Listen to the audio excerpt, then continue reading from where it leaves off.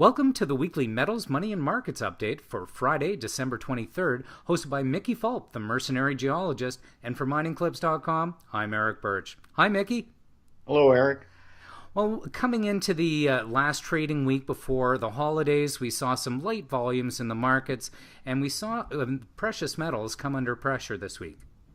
Well, we had a flat week as the holidays approach on relatively low volume, except for the Toronto Venture Exchange, which is driven by tax loss sales. We'll talk more about that in a bit. But gold had a negative week, down, reached its 11-month low, closed at 11.31 for a $2 loss. Meanwhile, silver did not have a good week, went below $16 for the first time since April.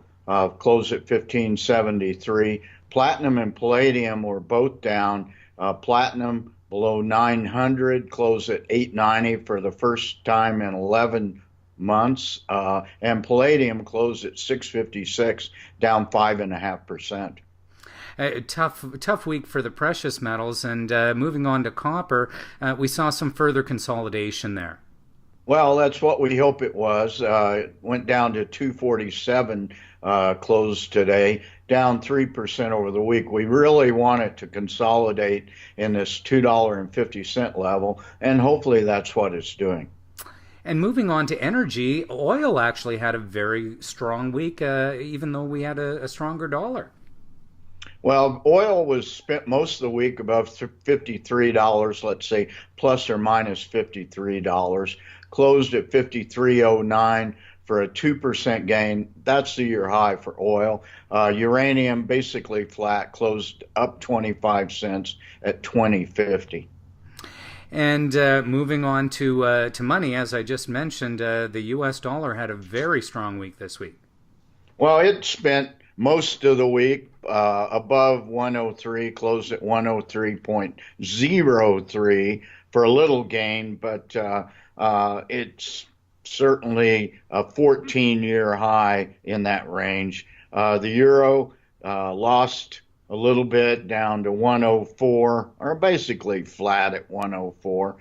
Meanwhile, the loonie lost 1.5%. Not sure why, but it closed below 74 cents at 0.739. That's its low since March, despite the strong report from oil.